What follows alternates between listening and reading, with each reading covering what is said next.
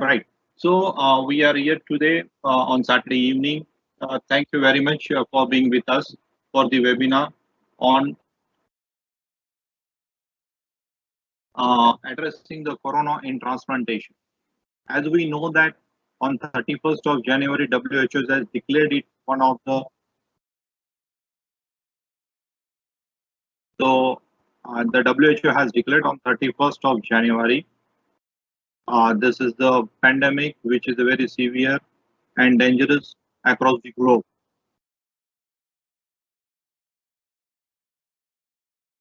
For this,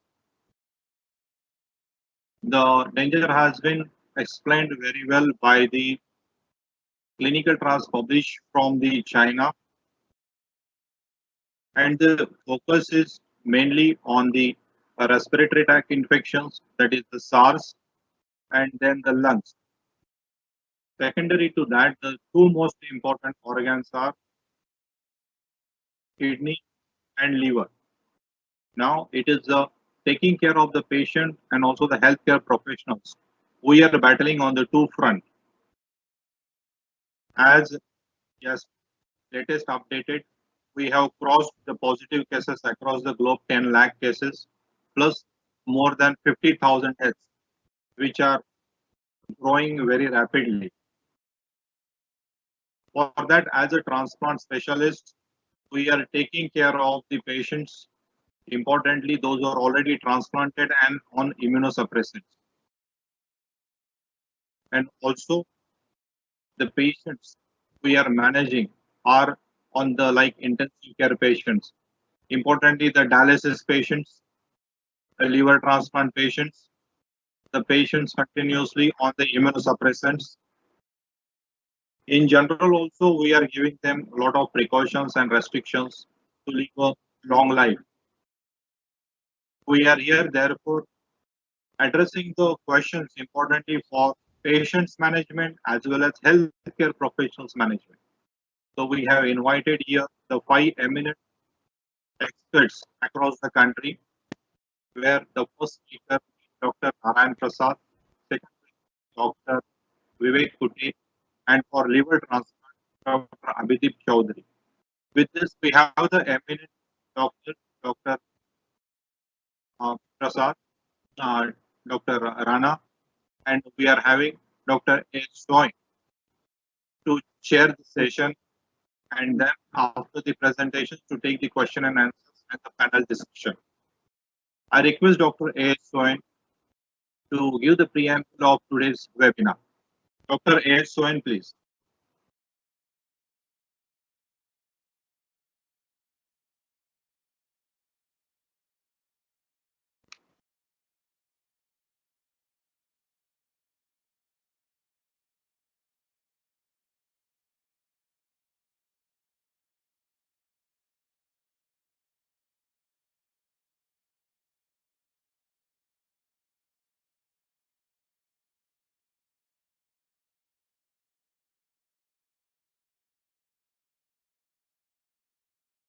No voice is coming. Whether Dr. Swine has been connected?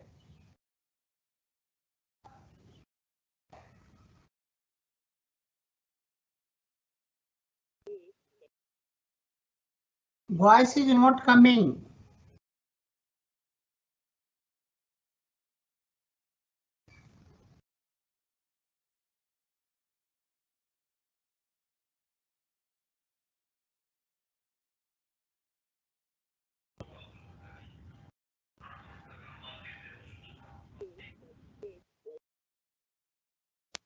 Yeah.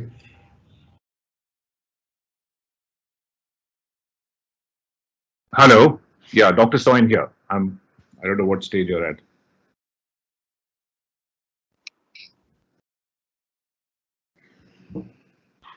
Hello. Yeah, please go ahead, sir. Yeah, Dr. Soin, please. I have completed my talk. Please, you give the preamble for today's session. Right. Dr. Soin, please. Yeah. Hello, everyone. This is Dr. Soin. My camera is not working, so it'll just be audio for just now, but we'll try and connect the video later. So welcome to this really important webinar on transplant patients, professionals, and COVID infection. So what we'll try and do today is that we have basically. Can you hear my voice? Yeah, you are audible, sir. Okay. So there are basically three talks planned. You've already been told that by Dr. Kunal. The first one is on coronavirus infection and renal risk. And the second one is on challenges and guidelines in renal transplant patients, and then clinical insights into management of liver transplant patients and donors. So basically what COVID has done is, I don't need to spell that out, all of you know it, but it places a huge responsibility on us transplant professionals in all subspecialties to look after our patients with complete knowledge and insight, to do the best for liver transplant, kidney transplant, and other transplant donors and recipients, to do the best for ourselves and our families, but most importantly, play the role that we all need to play now that the transplant numbers are down. So our activity will just be literally pre-transplant and post-transplant in terms of caring for our own patients, but we must pitch in and join the efforts of the healthcare system and the society in taking care of all patients of COVID, whether or not they've had transplants or they're transplant patients. So basically, we need to pitch in as doctors at this time of need. We need to pitch in as healthcare workers. And we all need to be clear around the policies of testing, PPE, and treatment, prophylaxis, and what's specific for immunosuppression and transplant patients. So to give you all these insights, we will start the webinar today. And I'd like to invite, the first talk is by Dr. Narayan Prasad, is that correct? Yeah, fine. Yeah. So I'd like to invite Dr. Narayan Prasad to talk about coronavirus infection and renal risk. Thank you very much, Anisha, taking this initiative. And I would like to thank everyone for joining this important webinar on coronavirus infection and renal risk. We all who are dealing with this transplantation, they must be dealing with some of the renal problems, whether that is the liver transplantation or whether this is the kidney transplantation. So coming to just, this is my first slide where we can see the currently infected patients across world is more than 800,000 patients, and the death is also very high. You can see just currently infected patient 95%, the better part is that 95% of the all infection have the mild infection, and only 5% patients across the world has the serious and critical infections. But when you look at this closed cases, the death rate was looking very high, about almost 21%, and none of the part of the world has been excluded. They actually corona infected whole of the world. So coming to my parts that what is this corona? Corona is a beta corona virus, which primarily infect mammals, and usually here we can see the structure of this coronavirus. You can have this S protein, a spike, then you might have the M protein, and you might have the N and E proteins. So a spike protein is one of the very important protein through which this virus enters into the cell. So a spike or S protein, when that comes into contact with this membrane, cell membrane, through ACE2 receptor that enters inside the cell. And then after entering into the cells, you have many other functions which go on. There is replications that takes over this replication system of the host. There is a lot of viremia happens, viral replications ensue.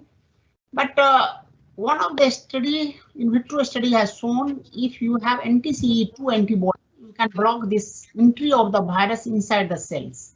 So this is one of the important mechanisms how this enters into the cell, and this ACE level is very high in on alveolar surface of the lung, and it is almost 100 folds higher in kidney. But kidney involvement is not that high as you have seen through the many series.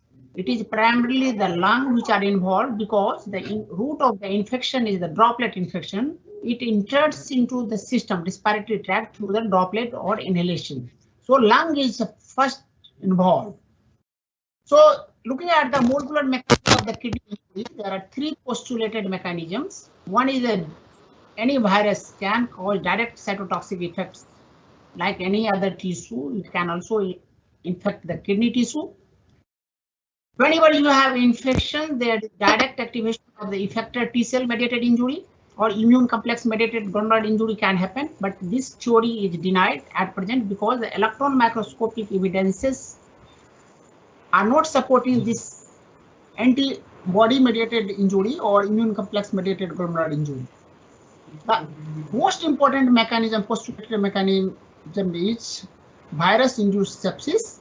When there is viremia, there is sepsis, cytokine storms comes in, and then you have the multi-organ failure, and you might have the acute kidney injury. I am audible? Yes, audible. Yeah. So then you have the virus-induced sepsis and cytokine storms, and that is main postulated mechanism by which it can involve the kidney as well as other organs. And multi-organ involvement. So AC inhibitor and DP4, we all understand this has also been studied in the SARS-CoV and MERS-CoV. These are the two cells enters into the cells. Viral RNA has been identified in the kidney tissue and in the urine also, and isolation of the SARS-CoV from the urine sample of the infected patient suggests that in some of the patients, kidney might be directly involved because of this viremia or viral replications. Coming to the symptoms of this COVID-19, where you can see in general, we all understand by this time now, almost 90% of patients would have the fever. Majority of the patient, almost 70% would have the dry cough, some fatigue. But in severe cases, here you can see, we might have the kidney failure. And that we have shown you, I will show you how much percentage of the patients in which the kidney can be involved. So looking at the presentation, most of the patients have the fever, cough, myalgia, fatigue, leukopenia, particularly lymphopenia. If you have the TLC and lymphopenia is there, you might suspect that probably it is possible that you are running through the acute viral infection, but it is not very specific to the COVID-19 only. It can be seen in many other viral infections also. And AKI was independent risk factor of the mortality. We'll talk about in subsequent presentation. Early reports suggested a lower incidence of 3% to 9% of the AKI. But I will show you the larger study of the 700 patient has shown on average the incidence is about 5.1%. The parameters which you can see clinically, albuminuria at the first presentation are seen in 4% of the patient, but during the whole hospital way, this proteinuria, grade of the proteinuria increases and you can see in up to 63% of the patient. Blood urea nitrogens increases in 27% of the patient, and CT scan has shown some reduced density that indicates that probably there was some inflammation and edema inside the kidney. In this report study which came the last month on 710 patients, proteinuria and hematuria was seen in 44%, hematuria in 26%, elevated serum creatinine 20% of the patients, and blood urea nitrogen in 14% of the patient, and AKI was the independent risk factor for mortality. So this has been seen, this is the same study which has been given here in pictorial form, the same incidence. Here we can see overall incidence of the acute kidney injury is seen in 5.1% of the patients. AKI and mortality when it comes almost all studies have shown till now has been published from the China larger study. Patients with the kidney disease had a significant higher risk of in-hospital death. And Cox proportion hazard regression has shown elevated serum creatinine has 4 times higher risk. And when you have the elevated baseline serum creatinine, you have 2 times higher risk of mortality during the hospital stay. And it has also been observed as the staging of the AKI, severity of the AKI is increasing, the risk ratio or hazard ratio of mortality is also increasing. It is 1.9 in stage 1, 3.5 in stage 2, and it is 4 times higher in stage 3. And protrudia or hematuria is also associated with increased risk of mortality. Here we can see in the same pictorial form here, the baseline serum creatinine and peak serum creatinine, protrudia, hematuria, baseline blood urea nitrogen, and acute kidney injury, all were associated with increased risk of in-hospital death. So kidney involvement in COVID infection, although primary involvement is lung, but kidney involvement also indicate that there is high chance of the mortality in this group of the patients. Look at this different kind of medications which have been used in these patients on the admission and during the hospitalization, and you can see patients with a kidney injury have received more antibiotics, patients have received more of the antiviral medications, and patient received more, patients with the AKI received the diuretics. So different kind of the medications, antivirals, like the ganciclovir, interferon, lopinavir, and ritonavir, that we all are aware about. These are the drugs which have been used. Then ribavirin, diuretics, and glucocorticoids has been used. So by the time we know that AKI is independent risk factor for mortality in patients of the COVID, so what is the treatment then? Treatment is the general supportive therapy. Then the supportive management in terms of the fluid, electrolytes, kidney replacement therapy. Indication is not different, but I will talk about a little bit about the dialysis. No effective antiviral therapy available at present that we all understand. I'm just giving you the other way by which this COVID-19 can involve here a patient with a pneumonia or the kidney transplant recipient. American Journal of Transplantation, this has been published last month. Here we can see patient had fever, come to the fever clinic here. Initially they have no fever, only the dry cough, nausea, and fatigue was there that was persisting. Here we can see tacrolimus was stopped, and once the patient become afebrile and relatively better, the half dose of the tacrolimus has been initiated again. Mycophenolate mofetil remains off throughout. Prednisolone was made off, and methylprednisolone has been given to this patient when they have stopped prednisolone. That is the usual regimes whenever you stop a steroid who are on the long term on prednisolone, then you have to give the higher dose, particularly the stress dose of the steroids. IVIG has been given during this period also. And you can see the initial 6 days, these patients have the ground glassing or in the both lung field, and then they have consolidation. On day 13, this increased on the both sides, but day 18 of this patient, you can see there was again resolutions of the whole symptoms. So this ground glassing with consolidation, traction bronchiectasis was the features, and this was the involvement of the patients. This patient has only a milder rise in the serum creatinine and which recovered, and the patient went home. So one of the drug which needs to be discussed was the chloroquine, hydroxychloroquine. You can just imagine this is anti-malarial medicines, but how it acts as antiviral. It acts against both DNA and RNA virus. What is the mechanism actually? This comes always in the mind of this any physician. It increases the endosomal piece of the phagolysosomes, thus interfering with the virus and cell fusion. So it interfered with the virus replications ultimately and fusion of the cells. It interferes with the AC2 glycosylations also. So it is possible that it has a multiple mechanism, hydroxychloroquine, and it can be given in the beginning or throughout the periods. But the data, the clinical data is not that much promising. That the small studies have shown that we can give, and ICMR has advocated for this use in the treatment as well as in the prophylaxis of the healthcare workers also, with some guidance and some limitations. Those who are structural heart disease, particularly with the QT prolongation is there, we should avoid this medicine, otherwise it can precipitate ventricular arrhythmia. So chloroquine is the one drug which has been tried.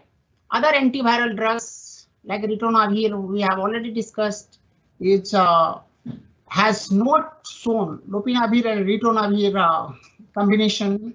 NEJM study has came out about a month before, that has not shown any good effect. Almost this cure rate was similar in this. This was a randomized control trial. This was not shown any benefit. Other antiviral has also been tried, but has not shown too much of the benefit. Extracorporeal therapy, renal replacement therapy, particularly indication of the dialysis is standard.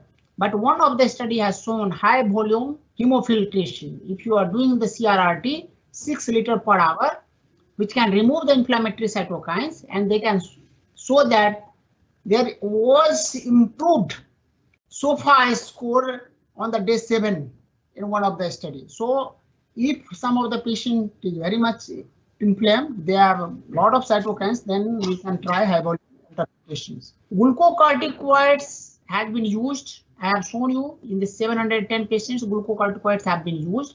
But again,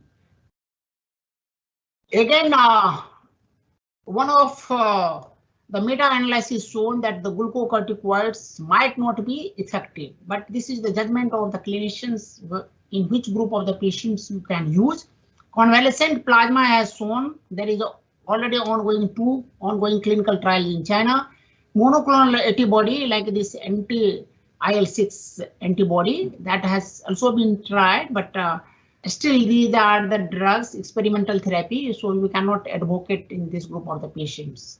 So guidelines on the dialysis patient is already out, and this is already available on the Ministry of Health and Family Welfare.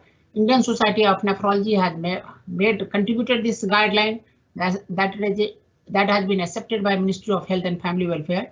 This is also available on website of the Indian Society of Nephrology.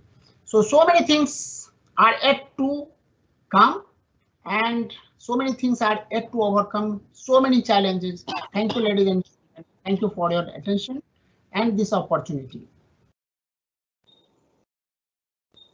This is over now.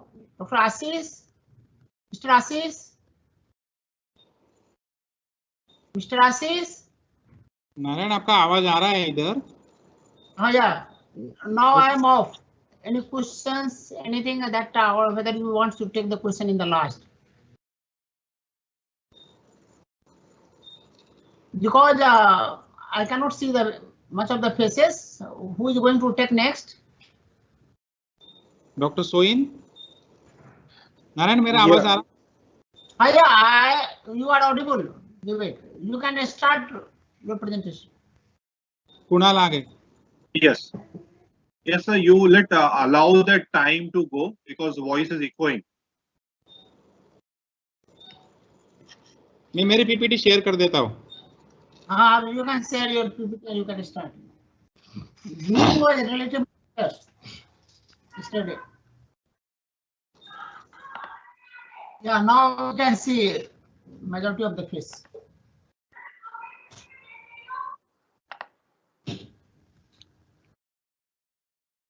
At the last, sir.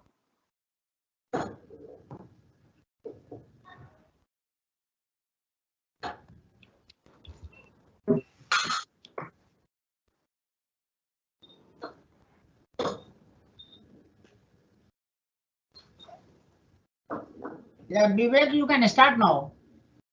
Okay. Yeah. Yes. Dr. Vivek, please you start. Okay, thank you.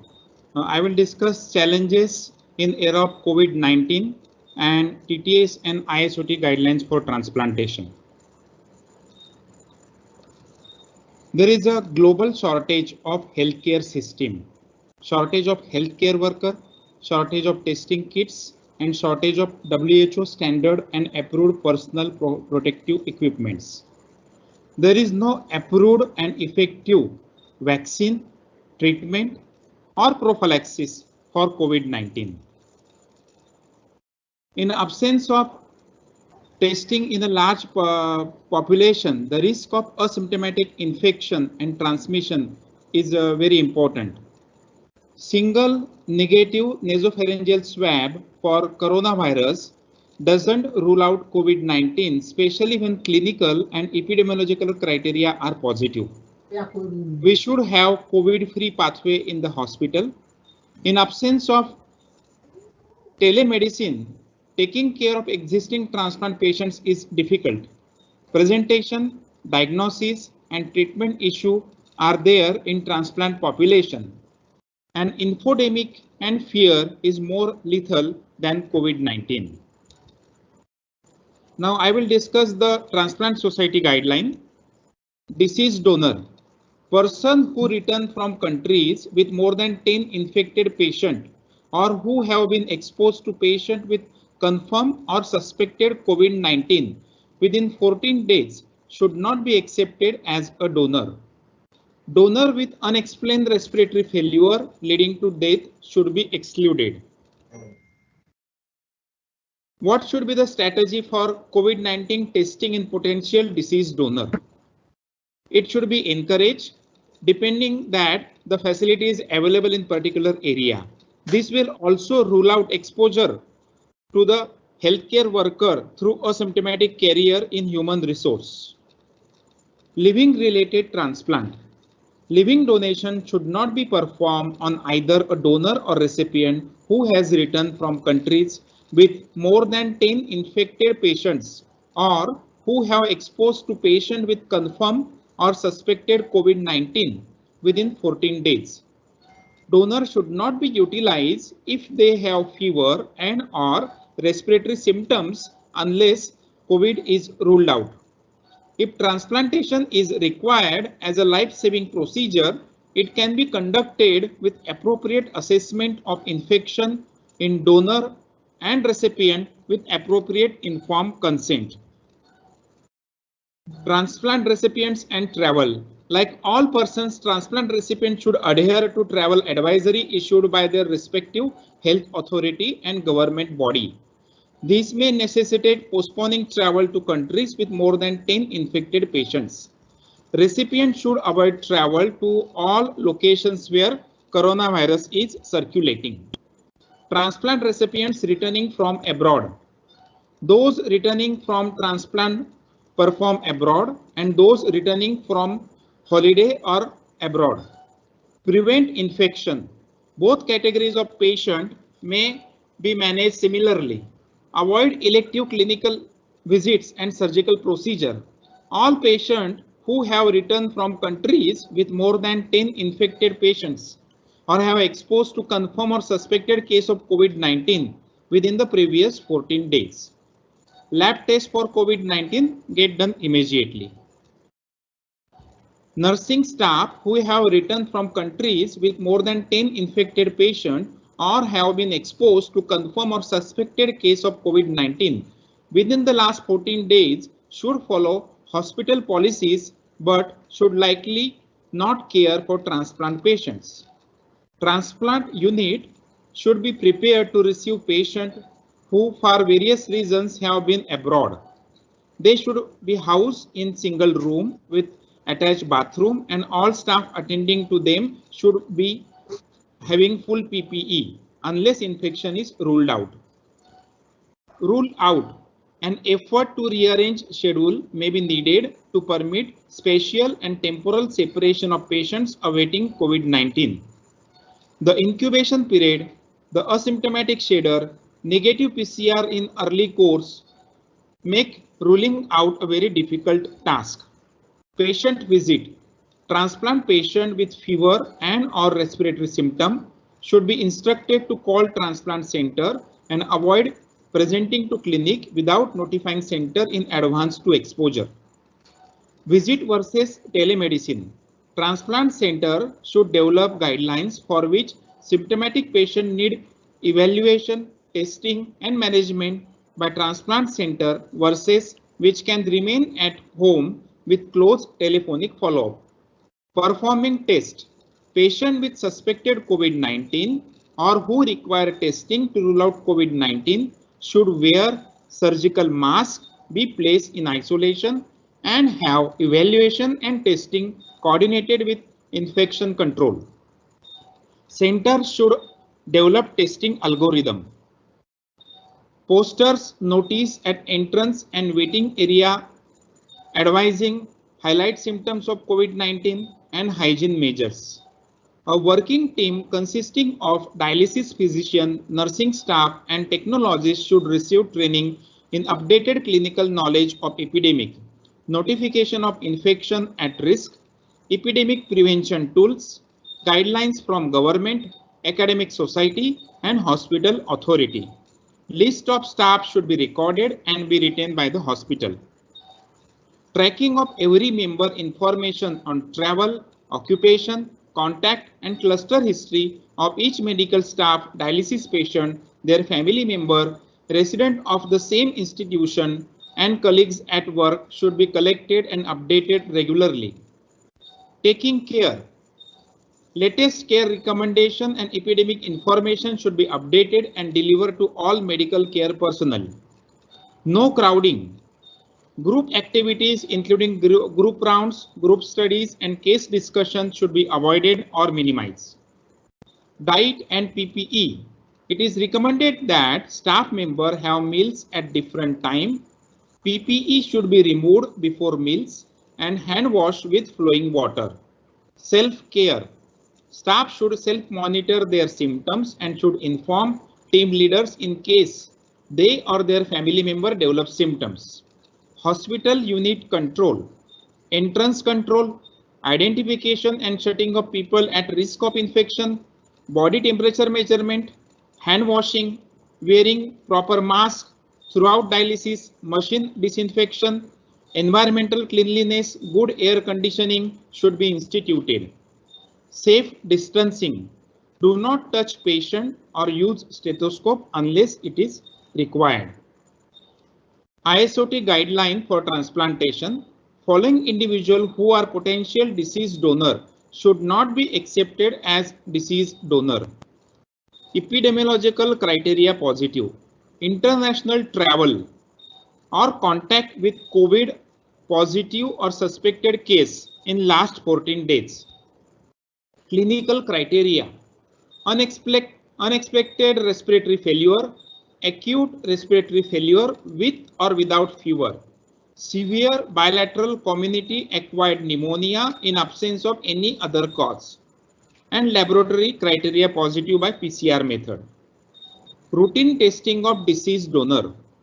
Routine COVID-19 viral testing should be undertaken in all potential deceased donor within 72 hours prior to donation, both for assessment of donor fitness as well as for improving safety of staff involved in transplantation. When donor is fit, every hospital and organ transplant system must balance between care of other COVID-19 positive patients in their healthcare setting against organ transplant, availability of resource for safely conducting organ transplant.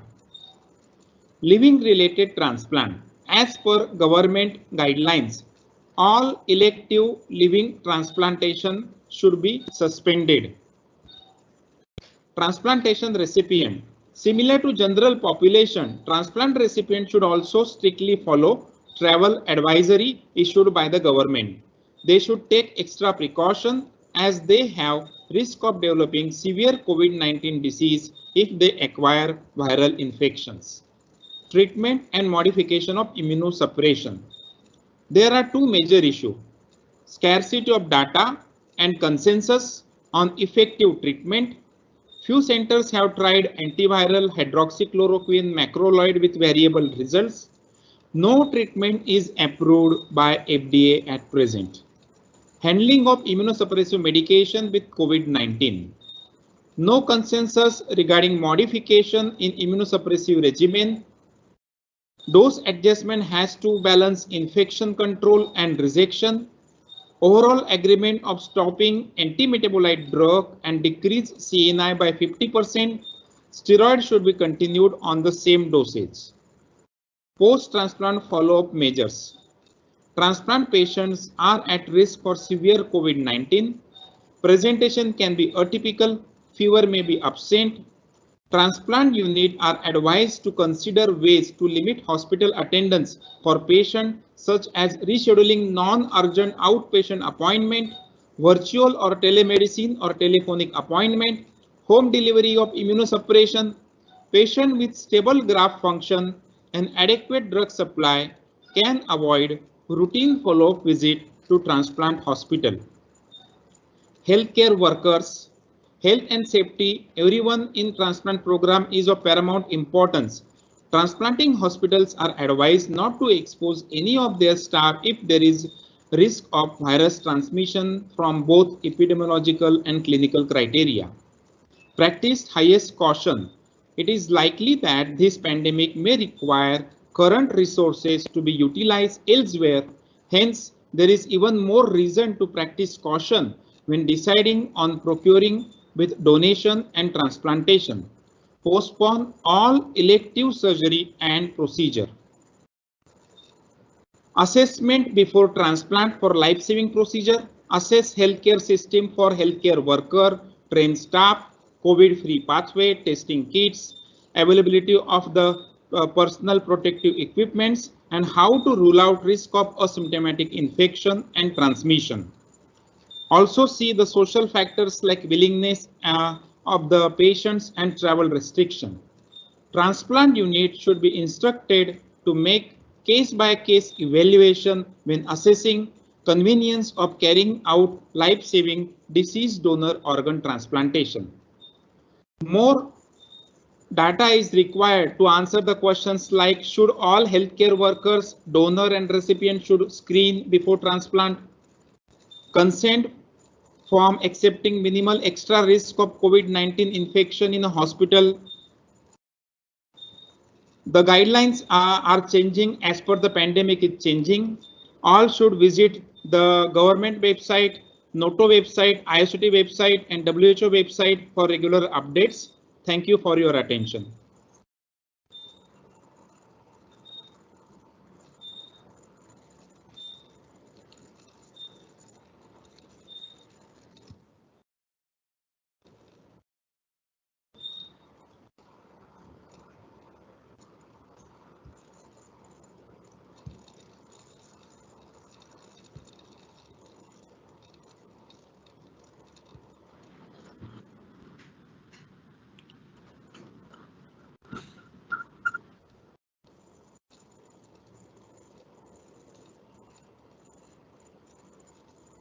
I am audible? Yeah, you are audible, Dr. Abhidip.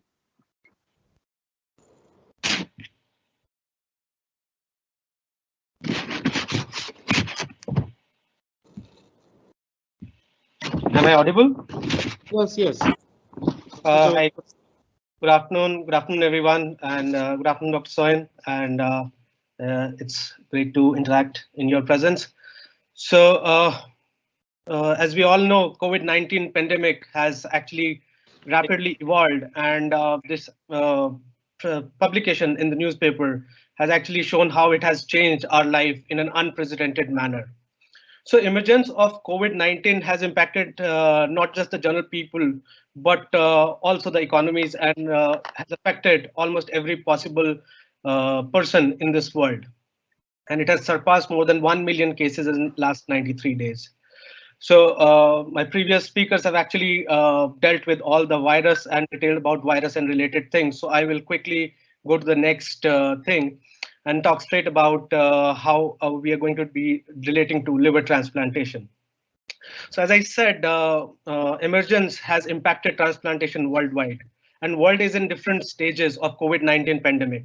And this gives us an opportunity that we can learn from. Hello? Hello? Yes, we can hear you. So we can learn from each other how to weather this disaster.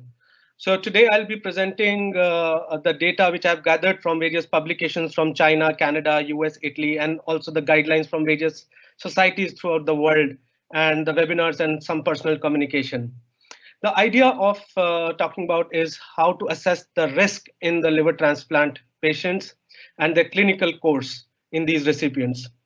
At the same time, we need to look at which all patients we need to test. Do we need to test all patients or selected group of patients according to the epidemiology of the disease? Then we have to look at the immunosuppression, whether we need to modify immunosuppression in all patients or just COVID infected patients. And next, I'll be talking about the treatment options and transplant activity, what we should be doing during COVID pandemic. So to begin with, as I said, the information is very limited and it's based on the case reports and small studies and personal communications. So here, if you can look at this slide, there are case presentation from China, which showed a perioperative patient got COVID and had 5 successive PCRs positive, then 1 PCR negative, and then again positive. That showed that this can lead to a long viral shedding. Also, on the left side, if you can see, this is the data, unpublished data from New York State, and this is the data from Spain.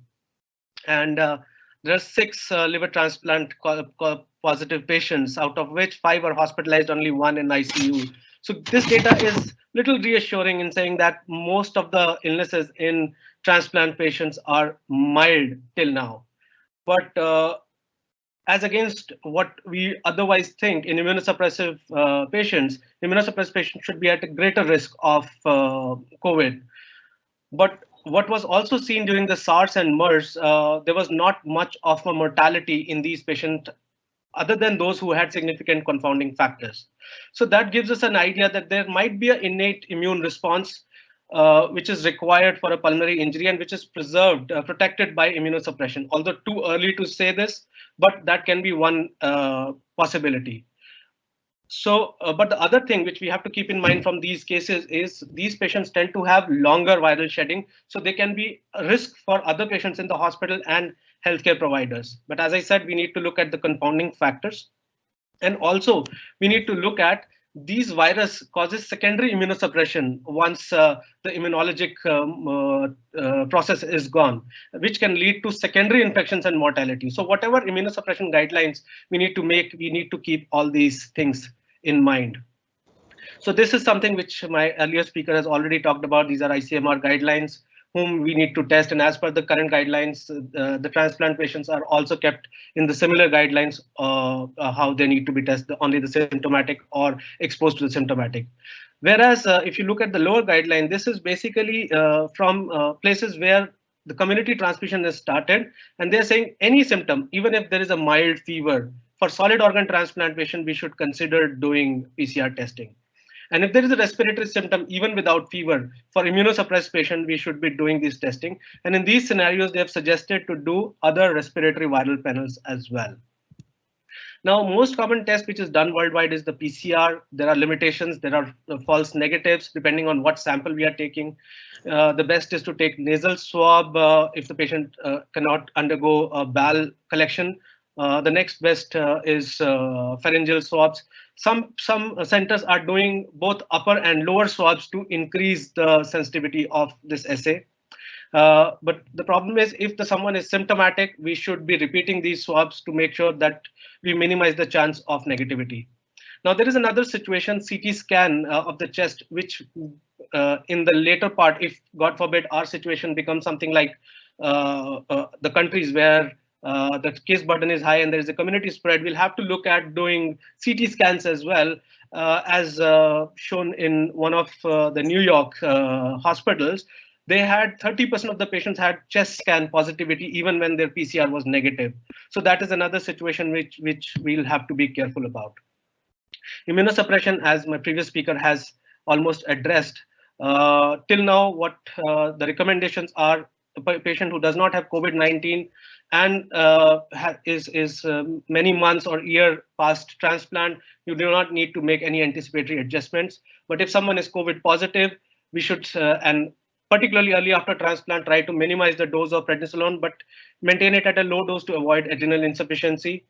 whenever possible, stopped azathioprine and mycophenolate, particularly in the settings of lymphopenia, fever, and worsening pneumonia. It has been shown in most of the studies, even in non-transplant related studies, lymphopenia per se is a standalone very high risk factor for mortality.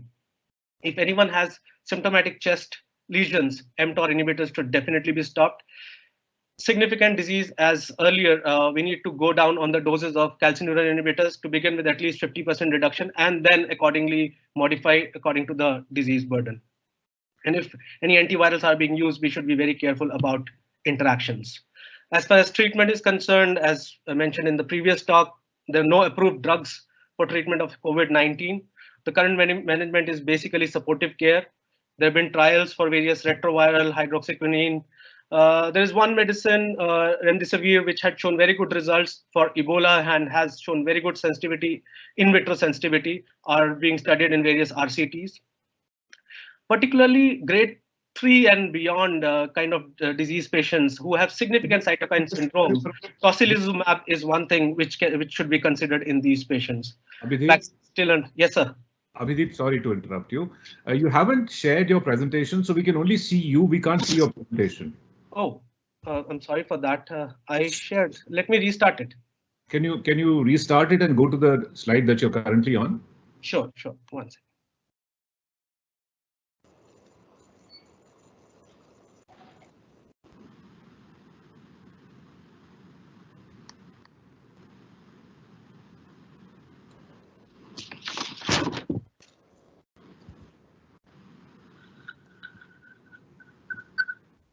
Can you see that?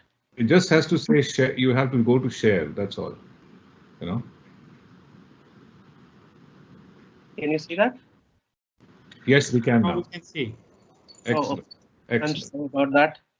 No problem. Carry on. Sorry to interrupt. So should I start with that or run the slideshow again? I think just summarize what you said so far and then go on to your slide where you were.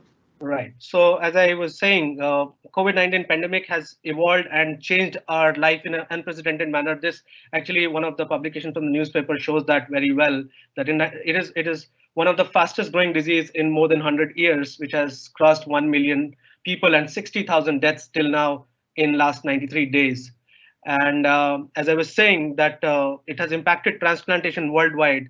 And since the world is in different stages, so we can learn from each other and develop our guidelines. Most of the data which I'll be sharing is from China, US, Italy, and Canada, and guidelines from various societies and some personal communication. So as we know, there is some increase in aminotransferase, which we see in 14 to 53% patients of severe COVID disease. So there is a possibility that COVID-19 affects the liver, but we don't know how exactly.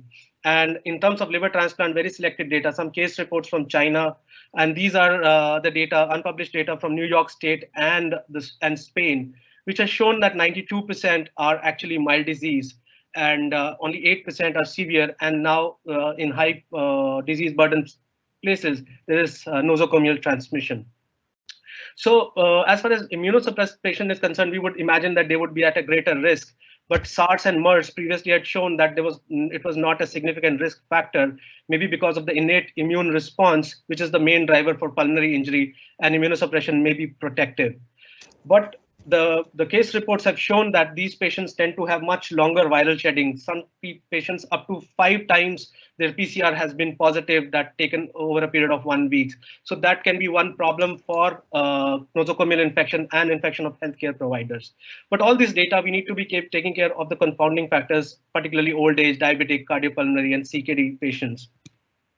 So overall, another thing which we have to keep in mind is the secondary immunosuppression, which happens in patients who get viral infections, and they make these patients at high risk for secondary infection and mortality. So whatever guidelines we make, we should keep these things in mind before finalizing the guidelines. As far as testing for these patients are concerned, as my previous speaker has already explained who all needs to be tested. Only thing I want to highlight here, since our testing guidelines is according to what ICMR has said, but as the disease burden would increase and there's a possibility that we go to community spread, then even if there is no respiratory symptoms, particularly for solid organ transplant patient as done by Canadian and US organ transplant societies, they are doing tests in these patients. Also, even if there is no fever and respiratory symptoms, they're considering these for these patients. Also, at the same time, they are doing panel for other respiratory viruses as well. Most common test done is PCR. Try to do as many samples, not just do a nasal swab. If you can add nasal swab with a lower respiratory swab as well, or if wherever possible, BAL. BAL gives the maximum sensitivity. But if we combine samples, we can increase the sensitivity in these patients. Selected patients, we might have to do a CT scan as seen in New York State patients. Their positivity of finding in CT chest in PCR negative patient is close to 30%. That means 30% of PCR negative patients have some finding on CT chest. So if we have increased burden of disease, we might have to consider adding CT scan as a part of evaluation. Now, as far as the immunosuppression management is concerned in these patients, till now, a person who's not COVID-19 and who is late out of transplant, we don't need to make changes in their medicines. But early after transplant and with COVID positive, definitely we need to go down on the steroid dose, maintain at a low dose to avoid adrenal insufficiency. Patients who have lymphopenia, fever, worsening pneumonia, definitely we need to stop azathioprine and mycophenolate, stop mTOR, go down on the dose of CNI at least by 50% or more if required. And one thing we need to keep in mind, even if the symptoms are not major, but lymphopenia is there, which has been shown in non-transplant settings as one of the important indicators of mortality, we definitely need to go down on immunosuppression. And if we are using antiviral drugs, we need to be careful about interactions. As treatment discussed by my previous speaker, most of it is supportive care, no approved drugs. Trials are going on with antiretrovirals, remdesivir, which has shown very good results in Ebola, has shown in vitro activity in SARS-CoV-2, but RCTs are going on for that. One drug which is particularly being used in cytokine storm syndrome in patients with grade 3 or beyond symptoms is tocilizumab, particularly in grade 2 with very high interleukin levels. That is something which has shown results in non-transplant settings. Again, no data in relation to transplant patients. Convalescent plasma has been advised but not recommended by any society till now. Vaccine is still in developmental stage. We all need to, as mentioned by my previous speaker, we all need to keep on sending information to our patients and caregivers so that there is no misleading situation. This is the time we just have to take care of both the medical and psychological needs of our both pre and post-transplant patient. And Dr. Soin rightly pointed out, we need to repurpose the transplant team at this point of time so that we can use these transplant teams in handling these patients carefully. One slide I would want to mention about decompensated liver cirrhotic patients. Anyone who is acutely decompensating in this period should be evaluated. Any new ALF and ACLF should be evaluated for COVID-19. And we need to be careful about prophylaxis for SBPs, HEs, variceal bleeds. They need to be continued to minimize the need for admissions. Now, a little bit about, as I said, I'm going to be talking about liver transplant activity during COVID pandemic. We need to keep in mind the infection risk to the recipient through the donor or nosocomial. Till now, there is no data to support donor to recipient transmission, but there is a 15% donors have PCR positive in blood, and there is significant fecal shedding in severe COVID patients. So we don't know what the data is going to come later, but we have to be careful about these figures. Also, we need to be careful about infection risk to the live donor when the donor is recovering after the donation. One important thing is risk of false negative test. We take up patients for donation and transplantation, and there is a false negative test which turns out to be positive at the follow-up time, can be a big problem. Important thing at this point of time, since the resources are scarce, the blood banks are going around on their supplies because not many donations happening, particularly deficiencies of platelets. We should be very careful in posting the transplants at this point of time. Now, as far as selecting the donor is concerned, I have actually taken up this slide, which actually summarized all the different societies in the world, what they are doing in this situation. So most of the centers are doing nasopharyngeal or BAL, wherever the incidence is very high or community spread is there. And places like Italy have decided to take only BAL as a sample, whether they are going to accept or reject someone for a transplant. India, as we have got the LTSI guidelines, which is incorporated in ICMR, we are suggesting both RT-PCR and serologic testing for deceased donor, living donor, and pre-transplant recipient. Although the serologic test would take a while to become positive or would not be significant in these patients, but we still have these in our guidelines. Now, as far as the organ allocation is concerned, we need to select our patients well. If at all we are doing a cadaver transplant, we should select low-risk patient in these, not the patients who have much high comorbidities, because these are the patients who will be more prone to get a severe COVID-related disease. As in our centers, many centers in the world have actually canceled living donor transplants to avoid exposure of the healthy donors into the hospital and prevent introducing immunosuppression to relatively stable patients in the midst of pandemic, and utilizing the healthcare resources where it is required the most. So these are, as I mentioned, the LTSI recommendation, where there is a moratorium on all non-urgent transplant, and we are considering only ALF and ACLF.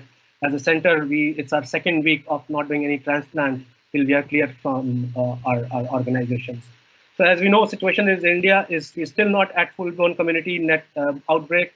So national lockdown has actually was drastic but necessary, and it has put availability of resources difficult. So which again makes us think that is it the right time to do activities like elective transplants. What we don't know yet is the incidence of asymptomatic infection and the overall what is going to happen in an immunocompromised host. So yet to overcome challenges, yet to see what is going to happen. And I would end my talk here and open to any suggestions. Thank you. Thank you very much, Abhideep. Thank you, Dr. Kute and Dr. Narayan Prasad. Now we're going to have about 15 to 20 minutes of discussion. So first, what I'll do is I'll kind of summarize what we understand about transplantation and COVID. It will take me 3 or 4 minutes, and then I'll be very happy for all the people participating in this webinar to type in their questions, and we have experts, all 4 of us, I guess, who will answer them. Really sorry that Dr. D.S. Rana couldn't join the webinar because of technical reasons, and he was also, I think there was a clash with some media meetings, etc. So basically, as far as transplantation is concerned, it is quite clear that we are not scheduling any routine transplants. We are only doing urgent liver transplants, and my colleagues in the kidney transplant department tell me that they're only doing kidney transplants for patients who have already entered immunomodulation phase for ABO incompatible transplants. So that has to be done. I guess that's a time-bound thing. But otherwise, routine transplants are not being done. Then,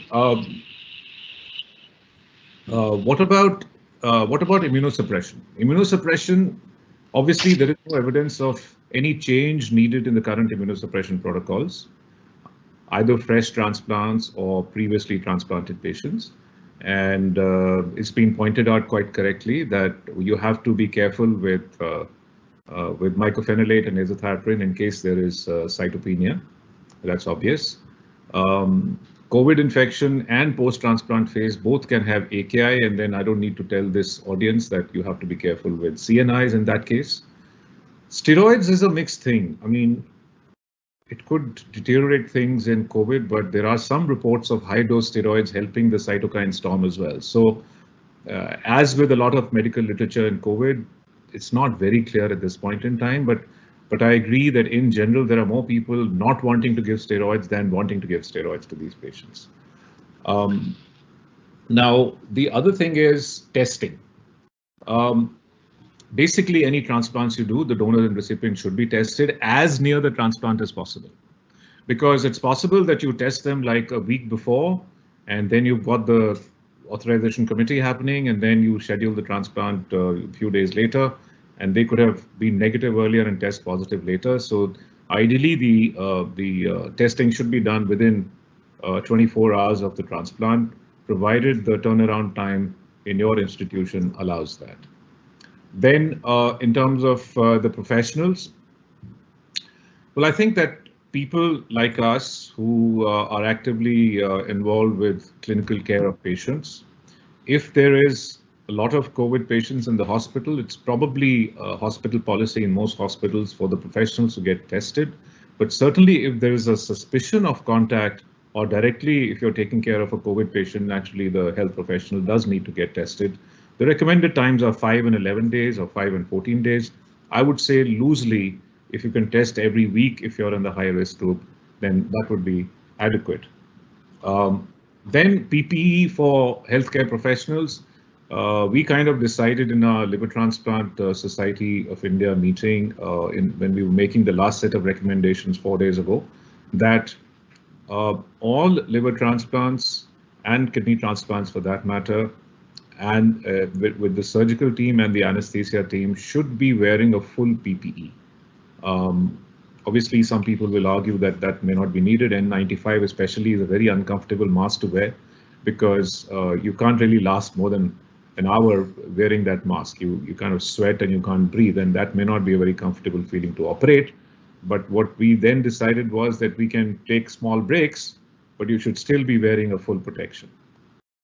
Then I don't think anybody mentioned that, but we, and I'm sure the other hospitals have developed a re-sterilization protocol for N95 masks.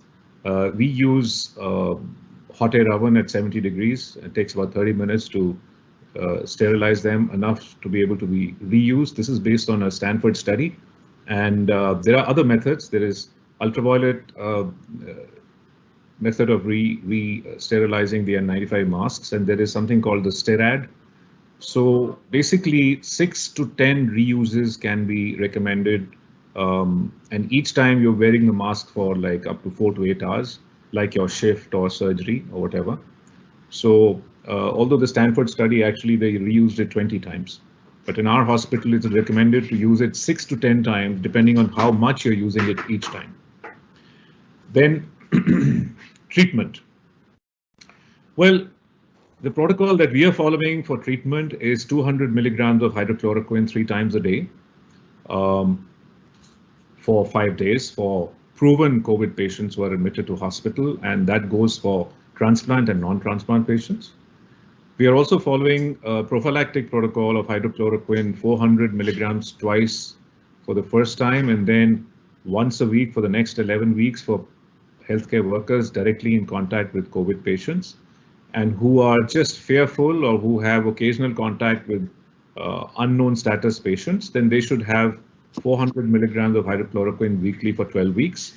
As you know, this has been approved for treatment by the FDA. It has been incorporated into the government guidelines, but the evidence for it is not strictly hard scientific data. I guess it can be left to individuals, but more like it can be left to institutions to decide on the treatment, but this is what we follow. Then there was something said about effect on the liver.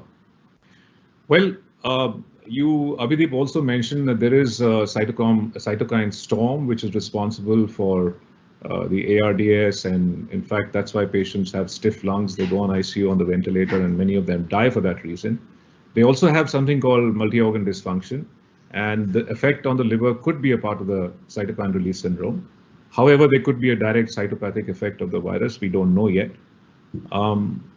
Then the other thing is that there should be some tweaking of protocols in case patients present with decompensated liver disease. So in the sense that if somebody comes with a fever and they are likely to have it because of an SBP, but you don't know because the results aren't back, or it could be because of bacteremia, again, the results will take 5 days or 3 days to come back, then these patients must be tested for COVID. So known liver disease patients or known end-stage kidney disease patients who come in with an acute decompensation or an acute illness, they should definitely have COVID testing in the present scenario. And then, because there are always overlap symptoms, signs, and laboratory features between decompensation of these patients and COVID infection. That's the reason that they should have COVID testing. Are there any questions that have come from the people participating in the webinar? Sir, according to you, any deceased donor transplant performed in North India after lockdown? Yes, I do know of a couple of deceased donor transplants that have been done. But I also know of at least 3 donor offers that have been turned down by our and other centers because their COVID status was not clear. One patient had a clear pneumonia, so we turned it down. And the other case was where COVID testing was not possible in the evening or at night. So again, the donor was turned down. So there was these 3 cases that were turned down, 2 that I know of that have been done in the last 15 days. So in general, I must confess that even though deceased donor organs are a rare commodity, people are turning them down if the COVID status is suspect. Sir, as per the guideline, we are not able to do COVID testing in asymptomatic population. So when you want to do a life-saving urgent transplant, and if healthcare workers are exposed to the COVID patients, how we can do COVID testing in healthcare workers if they are asymptomatic? So, look, around where we are in Gurgaon in the Delhi NCR, the current turnaround time is like about 12 hours. You give the sample in the morning, you can get it back at night, but if you give it later in the day, you probably get it back the next day. But the turnaround time, as you all know, is coming down. Literally, with every 2 or 3 days, it's coming down from initially it used to be 4 days, 3 days, 2 days, now a day or less than a day.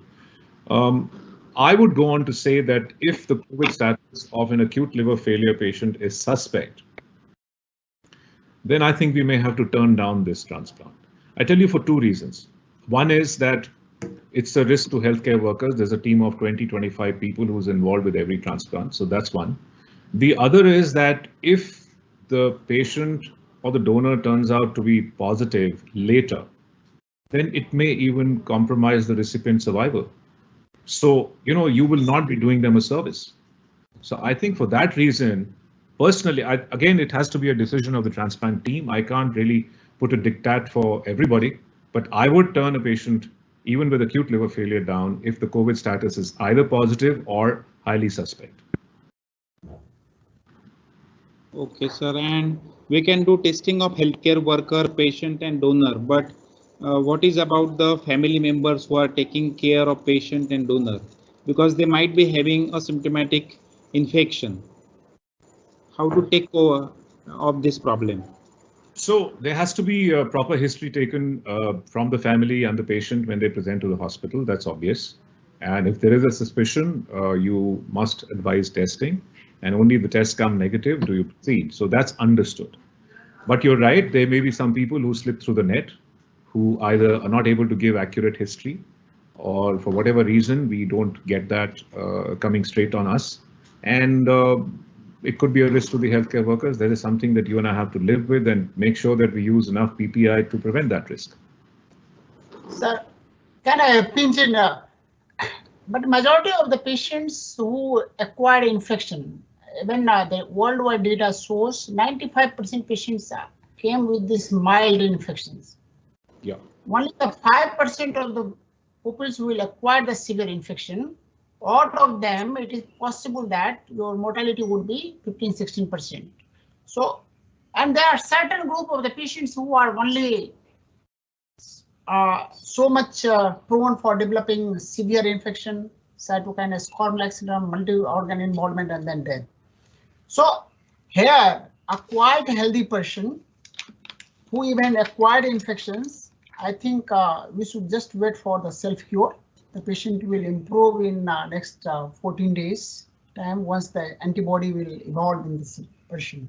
So here it comes questions that with the limited availability of the kits, whether the donor, whether this caretaker of the patients should be excluded and should go through these kind of the testings.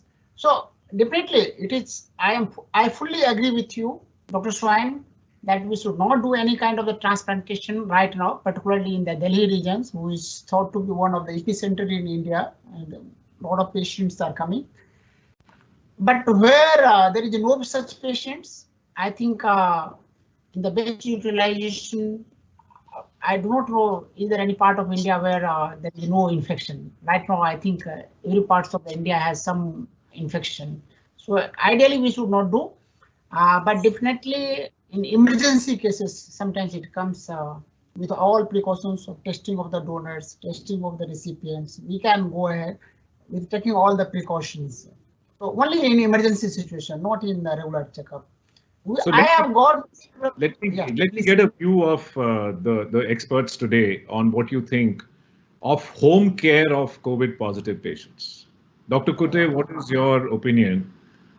Don't you think that if out of 100 positive patients, only 25, 30 need hospitalization, the remaining 70, 75 should be cared for either at home or in designated isolation facilities if they don't have home care is possible because majority of the patients are having just mild flu-like illness. So home care is possible. But I don't think it is currently clearly put down by the government. I mean, every positive patient rushes to the hospital. So this is the reason why almost all government hospitals are only doing what they are doing there for the whole day. They are doing some testing for these patients. No other works. Everything is locked down. No regular surgery. No other procedures. So I think we should be very much realistic in the sense that whether these normal healthy persons with this only mild symptoms coming with some rhinorrhea kind of things and some mild body ache and manage no too much of the breathlessness, there is no hypoxia, they should be taken care at home. Otherwise, at present it is fine with this much of this 3,000 of the patients. You can do isolation and you can do quarantine in hospital. But if it takes the dynamics of the USA, if it takes the dynamics of USA and UK, then it will be very difficult to take care. Very true. Abhidev, what is your view on home care of COVID patients? So I'm going to divide these patients into two groups. One is like immunosuppressed and one is the normal. So in non-immunosuppressed, definitely home care. But as far as when we talk about immunosuppressed, yes, ideally, I would want to give them all the information and I would want them to be on a telemed connect with me in a home care ideally. But then there are certain things I would want to review on a regular basis so that I know I'm not missing a window of opportunity where I need to modify their medicines. So that is something their follow-up would be more intensive, maybe on a telemedicine thing. But yes, as the overall home care thing is concerned, yes, I am all for home care for these patients. As Dr. Prasad has rightly pointed out, if the number goes really high, we will not have adequate number of beds. And more the people we can keep them at home with mild illness, it is better for the entire healthcare infrastructure because we'll not end up using that many PPEs in that situation. Today only, as you know, there are 108 people in one of the Delhi hospitals have gone on quarantine just because they were exposed to one or two patients. So that is all in the news, as you know. So Yeah, that is something would be a big problem. That is gross misutilization of hospital resources. Right. I agree with that. Kunal, you have a word to put in there? Yeah. Yes, Dr. Soin, there are the question answers live going on. So the audience is asking that is there any common protocol across the country we are preparing for transplant patients? Okay. Yeah. The answer to that is there are ISOT guidelines which were presented. There is LTSI guidelines, the Liver Transplantation Society of India. These are all put up on the respective websites. I don't know about, has the ISOT guidelines been put up by the ICMR yet? No, it is put it on NOTO website. NOTO website. So there is a NOTO website which carries the ISOT guidelines for transplantation and COVID. And there are, as ICMR website has the liver transplantation guidelines for the same. So yes, there are national guidelines. Next question. One audience wants to know about the 2 liver transplant patient, what you turned out. What do you turn down? You mean the cadaver? Yeah. So the thing is that we were not the only ones to turn it down. It was offered to at least 5 centers. and they all turned them down for the same reasons. In 2 cases, we could not ascertain the COVID status of the donor. And in 1 case, the donor had a clear-cut pneumonia, which was bilateral and mixed picture of pneumonia and ARDS. So I think that all the teams in their wisdom decided that these donors were not acceptable. You know, there are no hard and fast rules. You have to do these things on case-per-case basis.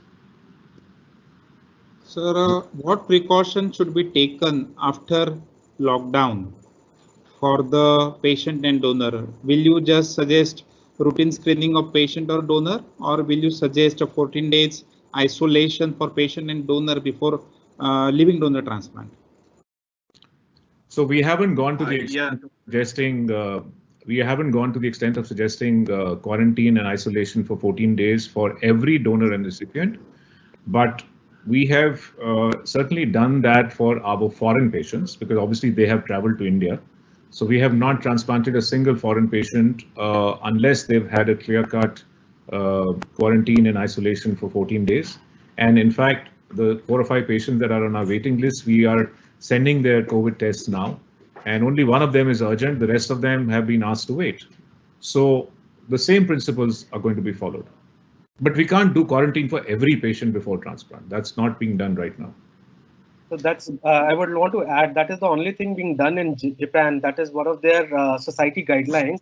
And the idea of doing that in Japan was to conserve the COVID testing kits. So what they made is either keep a patient admitted in the hospital for 14 days before the transplant, and then if there are no symptoms, they went ahead and they're doing the transplants active. They're not stopping their transplants. Yeah. So I would agree with that if you have a policy of proceeding with transplants, then you have to make sure that they are not positive, of course. Now, just a linked question. Let me ask again, one of you, Dr. Narayan Prasad, you tell us, what if the patient tests positive 3 days after transplant? What are you going to do? Sir,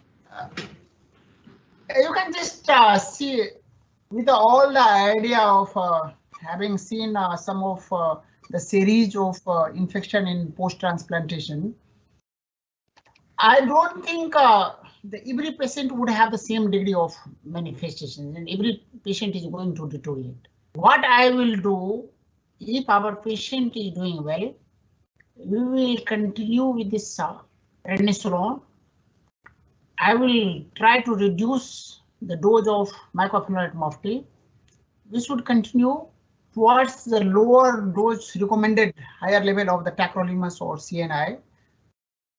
So degree of immunosuppression should be optimized. That is the main questions. And we should wait for whether your patient is deteriorating or not, whether your patient has a lower tract involvement or not. It is possible that your patient might be cured without too much of the intervention.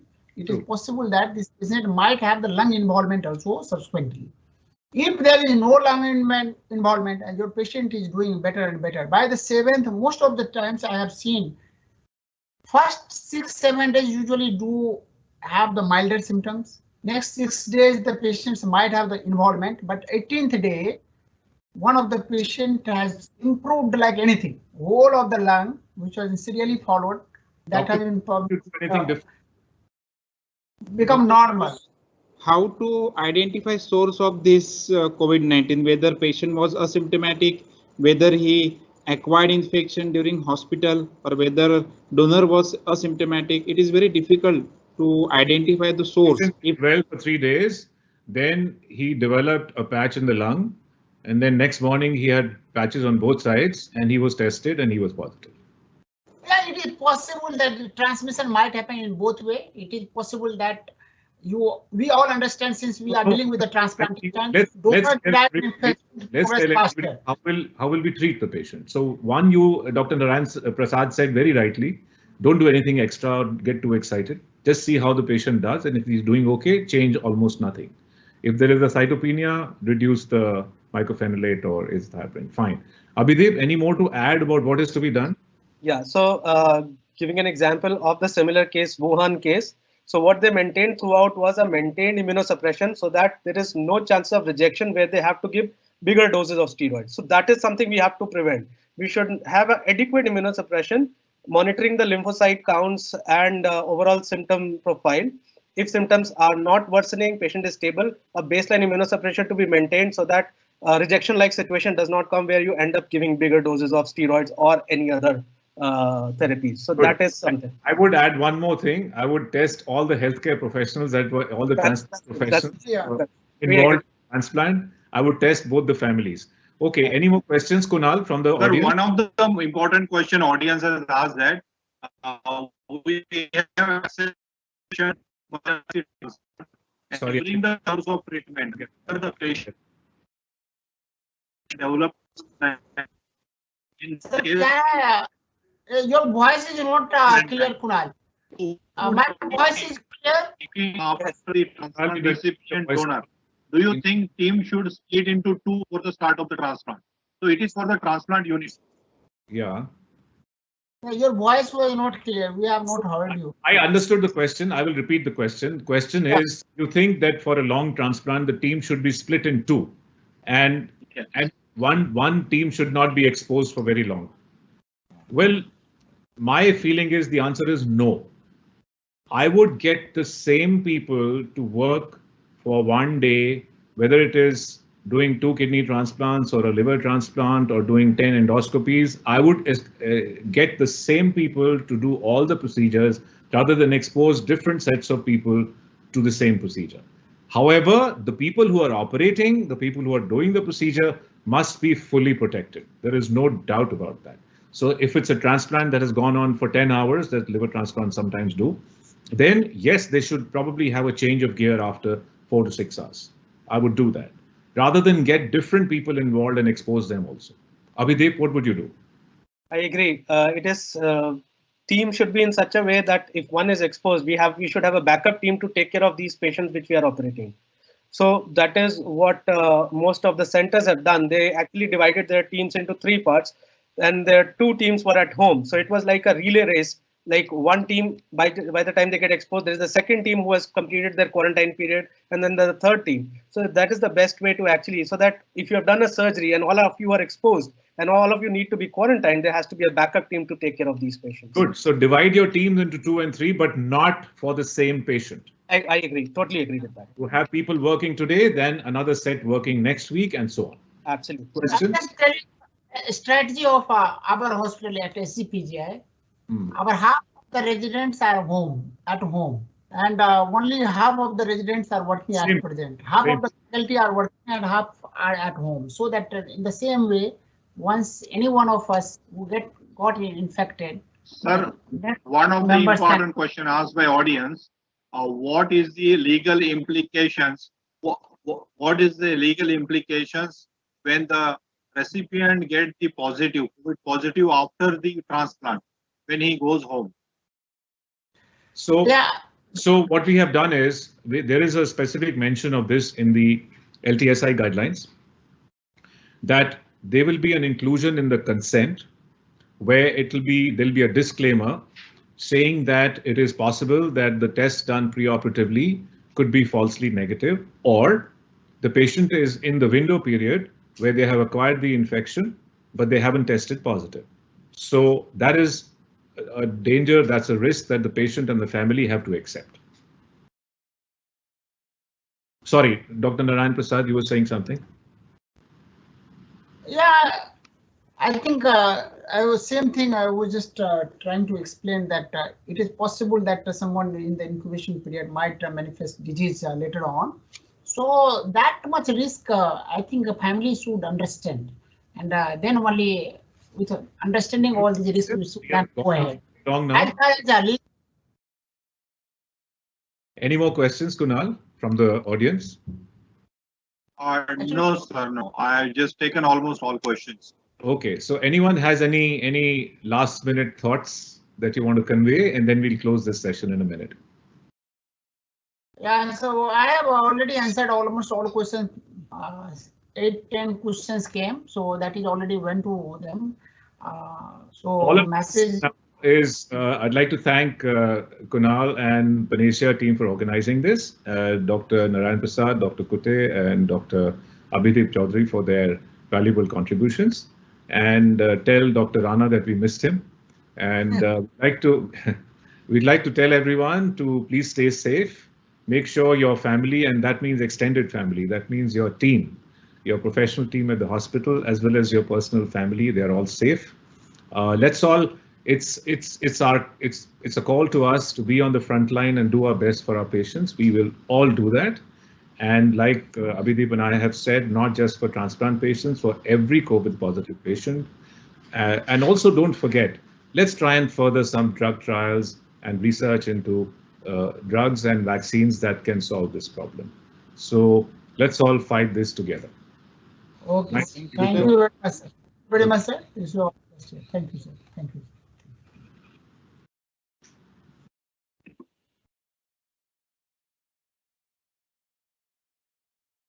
Yeah.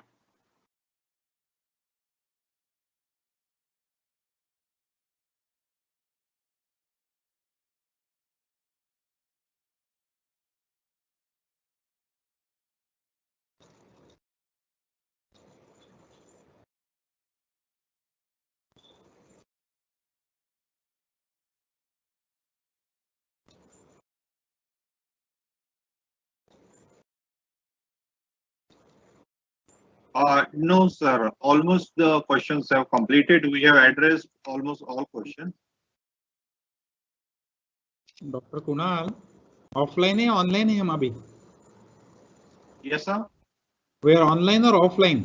Yeah, we are online. We are online only. Doctors have switched off their camera. We are online. Okay, so can I leave now? Yes, sir, you can leave. Okay, thank you. Thank you.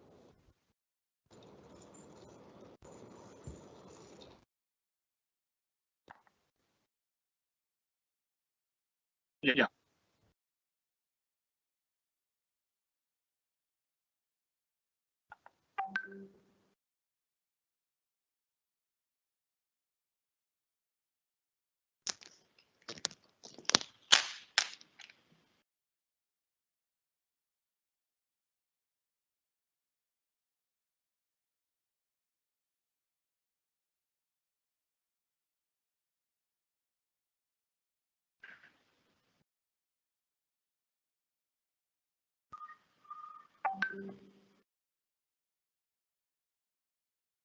Thank you. Thank you very much, Dr. Swain.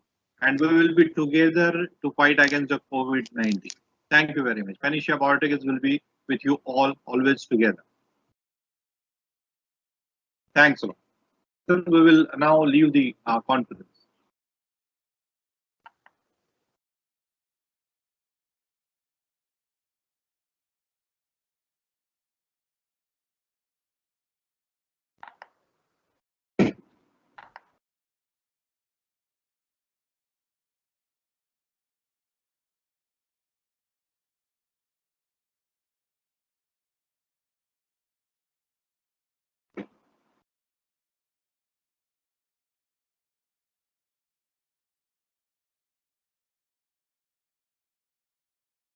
Hello. Out. अब आगे बाहर. Okay. ठीक है. अभी doctor स्वयं का वही concluding remarks होता था. Thanksgiving. Then I spoke and from the